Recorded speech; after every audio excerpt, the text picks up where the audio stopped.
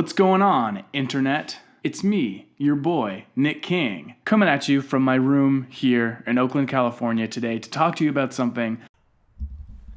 Hey everyone, it's Nick King here. I realized after I started editing that I forgot to ask in my intro how you're feeling today. It's important for me to ask that, so I want to know, how are you feeling? I hope you're feeling very, very good today. I'm feeling okay. I am wearing a hat.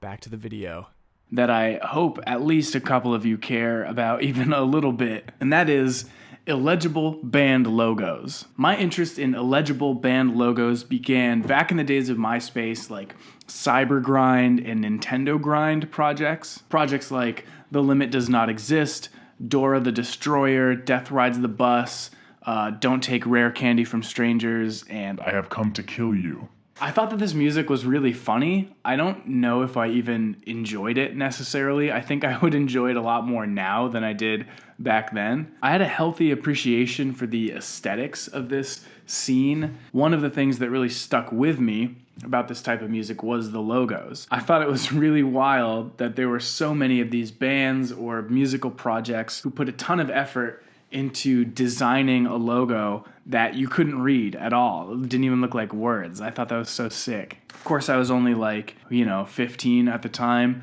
and would later discover plenty of bands far preceding this whole musical movement Or whatever. that had been doing illegible band logos for ever. Maybe you've seen some of the memes about these illegible band logos. You see stuff like, piles of sticks or just like cracks in a windshield or something, and it says, "Here's my new band logo." So I think the concept of the illegibility of metal band names has broken into somewhat of a mainstream understanding. The legibility or illegibility of metal and hardcore band logos is kind of a big spectrum. It can range from pretty legible with bands like Napalm Death and Insect Warfare and Power Trip to somewhat legible bands like Demi-Lich and Mayhem, to completely unrecognizable as language, such as a band from Finland called Swallowed.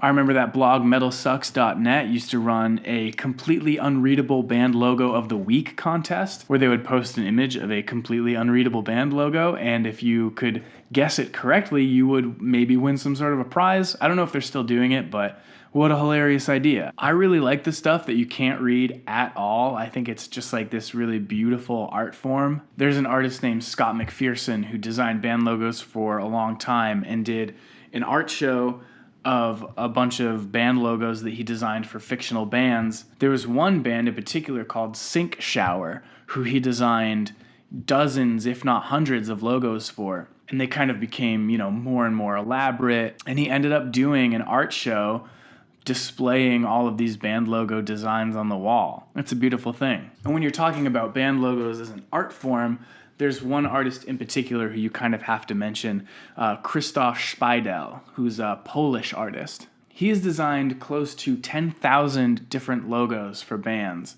and he's done work for a lot of big names like Blut aus Nord, Dimmu Borgir, Graveworm, and Abigail Williams. Probably his most noteworthy contribution to the band names pantheon is the logo that he designed for Emperor. Since then, he's also done work with the Foo Fighters and Rihanna, oddly. And there are other contemporary illustrators who have done some off-the-books designs for pop stars, like Izzy Jarvis with her Beyonce design, and Matt Gauck, who's designed bootleg logos for Kelly Clarkson, Lady Gaga, Madonna, Carly Rae Jepsen, Katy Perry. He even did one for Angelo Badalamenti, who did the music for Twin Peaks. I think this kind of stuff is hilarious. I love seeing black metal and death metal style logos in places where you wouldn't necessarily expect them. So why do I love Illegible band.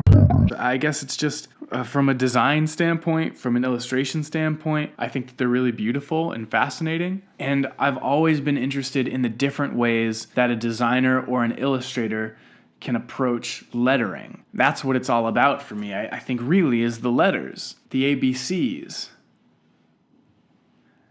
The ABCs of illegible band logos. So for those of you who might be new to the art form, I have constructed a bit of a nursery rhyme. It's like a fun, accessible way that anyone can use to kind of get in to the world of illegibility in the name of metal. So without any further ado, here is my adorable little poem, The ABCs of Illegible Band Logos. Aborted fetus has a name that couldn't sound much meaner. Or if you drop the fetus, just aborted sounds much cleaner. B's for blood, so check out bloodbath or blood incantation. C could stand for carcass or cattle decapitation. Darkthrone's logo looks like brains that splattered in a gunfight. And don't forget this spiky mess that says dragged into sunlight. E is for extremity and F for full of hell. And if you take a ghost bath, in a grave is where you dwell. Hissing has a logo that is absolute turmoil. Here's another tricky one. It says Infernal Coil. Not a lot of bands for J, so here's Job for a Cowboy. Krieg's the German word for war, and that's metal as an alloy. The logo for Leviathans, Protected by the Moon, and Misrule is a great band. You should check them out real soon. Noctmistium with Pentagram, an image rather graven. Oroncy Pazuzu hid their logo in a raven. Pissgraves names a porcupine, as pointy as a saber. Question hails from Mexico, revenge my northern neighbor. Spectral voices dripping, someone please get them a towel. Never mind, you better give that to Triumvir Foul. Uada is a metal band, I think you ought to know. And Vermin Womb was sick, I wish they didn't have to go. V is for Void Omnia, whose name is made of sticks. And Wolves in the Throne Room is what this logo depicts.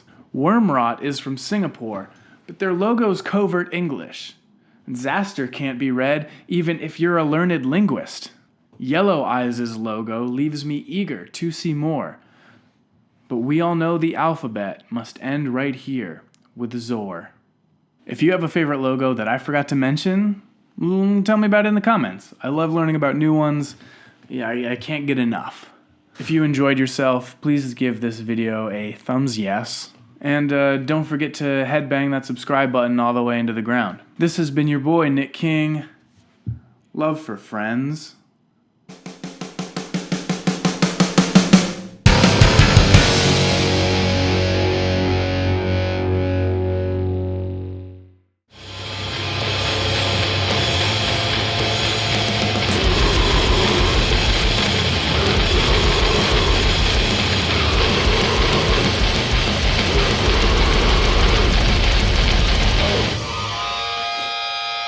You've probably seen